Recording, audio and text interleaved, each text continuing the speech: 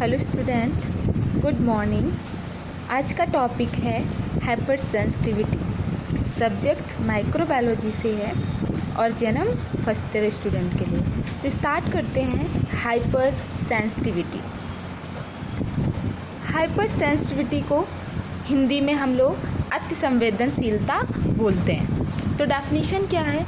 It is increased immune response to a specific antigen which may or may not cause tissue injury. अगर immune system का immune response अगर increase हो गया to a specific antigen, मतलब किसी specific antigen की वजह से, विच may or may not cause tissue injury, तो वो विच में मतलब हो सकता है और मे नॉट या फिर नहीं हो सकता है या मतलब नहीं कर सकता है कॉज टिश्यू इंजरी, मतलब वो टिश्यू इंजरी कॉज नहीं कर सकता है। Classification of hyper sensitivity. Classification कितने टाइप्स कितने मतलब उसमें वर्गीकरण किया गया है। There are 4 types of hyper sensitivity. यहाँ पे 4 टाइप्स की हाइपर सेंसिटिविटी के बारे में बताया गया है। तो सबसे पहले है टाइप 1। टाइप 1 को हम लोग एनाफाइलैक्टिक हाइपर सेंसिटिविटी बोलते हैं। This occurs in individual who have inherited very high levels of a type of antibody called immunoglobulin। इसमें क्या होता है? दिस अकर जो एनाफाइलैक्टिक हाइपर सेंसिटिविटी है, टाइप 1 जो हाइपर सेंसिटिविटी है, वो कब अकर्स होती है? जब इंडिविजुअल, जो कोई भी इंडिविजुअल्स है जिसके अंदर अगर हाइपर सेंसिटिविटी की टाइप 1 पाया जाता है, who have inherited very high levels, जिसके अंदर क्या है? इनहेरिटेड मतलब अपने मम्मी पापा से बहुत ज़्यादा लेवल्स में उसको क्या है? एंटीबॉडी मिली है, टाइप ऑफ एंटीबॉडी मिली है, जिसे हम लोग IgE एंटीबॉडी बोलते हैं। व्हेन एक्सपोज टू एलर्जन, जो क्या करती है? एलर्जन को क्या करती है? एक्सपोज करती है। एग्जाम्पल जैसे हाउस डस्ट वगैरह से लोगों को क्या होता है? मतलब किसी चीज़ से मतलब एलर्जी हो जाना। तो मतलब क्या होता है कि जो बहुत सारे लोग होते हैं, जैसे इनके मम्मी पापा को किसी डस्ट से, हाउस डस्ट हो गया या बाहर की किसी डस्ट से अगर एलर्जी है, तो उनके बच्चों में भी सेम कंडीशन होती है। Type 1 reaction include bronchoconstriction and shock. जो टाइप 1 हाइपर सेंसिटिविटी का रिएक्शन है, वो क्या कर सकता है? ब्रोंको कंस्ट्रक्शन कर सकता है, मतलब जो हमारी ब्रोंकाई है उनको क्या कर सकता है? सिकोड़ सकता है। कंस्ट्रिक्ट मतलब सिकोड़ सकता है, या फिर शॉक लग सकता है, मतलब जो इंसान है वो सदमे में जा सकता है। उसके बाद टाइप 2 है।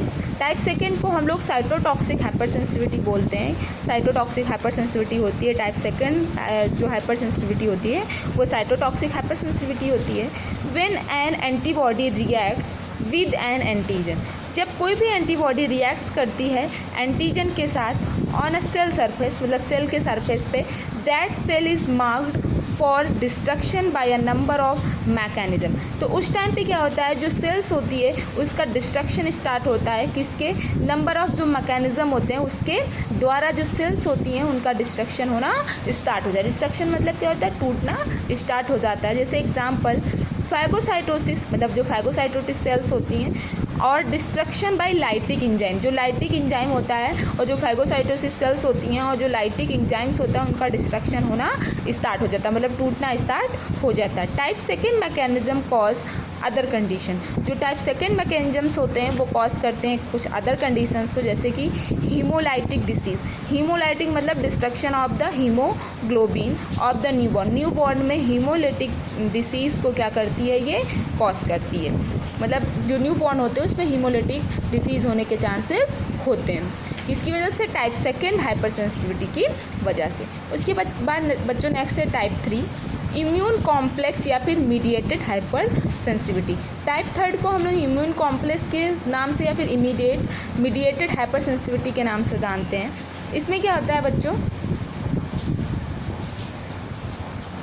Antibody antigen complex are usually cleared efficiently from the blood by phagocytosis. इसमें क्या होता है? जो एंटीजन और एंटीबॉडी कॉम्प्लेक्स होता है वो यूजली क्लियर्ड होता है फ्रॉम द, कहाँ से? ब्लड से, या किसके द्वारा? फैगोसाइटोसिस के द्वारा। जो एंटीजन एंटीबॉडी का कॉम्प्लेक्स होता है वो वेरी क्लियर्ड होता है।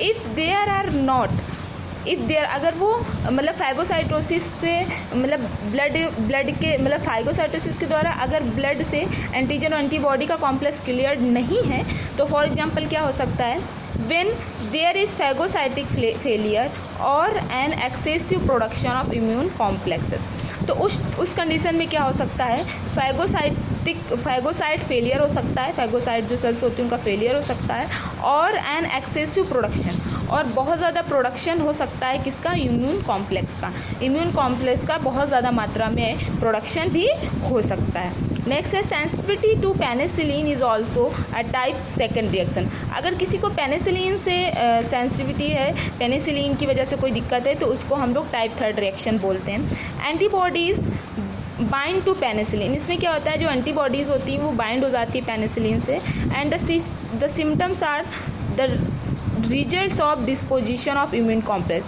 जिसकी वजह से क्या होता है, जो सिम्टम्स होते हैं वो मतलब बाइंड पेनिसिलिन के जो सिम्टम्स होते हैं वो बाइंड हो जाते हैं एंटीबॉडीज़ से, और इसका रिजल्ट क्या होता है कि जो इम्यून कॉम्प्लेक्स होता है उसका डिपोजिशन होने लगता है और टिश्यू रैसेस भी होने के चांसेस होने लगते हैं। फिर immune complex in tissue rashes, मतलब इम्यून कॉम्प्लेक्स की वजह से टिश्यू में रैसेस होना स्टार्ट हो जाता है। और जॉइंट पेन्स हो गया and sometimes haematuria, joint pain भी होना स्टार्ट हो जाता है, और साथ में क्या होता है, समटाइम्स ये देखा गया हिमेचूरिया, हिमेचूरिया का मतलब होता है blood into the urine, urine से ब्लड आने के भी चांसेस होने लगते हैं। उसके बाद बच्चों लास्ट वन है टाइप फोर्थ, इसे हम लोग डिलेड टाइप हाइपर सेंसिटिविटी, इसे हम लोग डिलेड टाइप हाइपर सेंसिटिविटी बोलते हैं।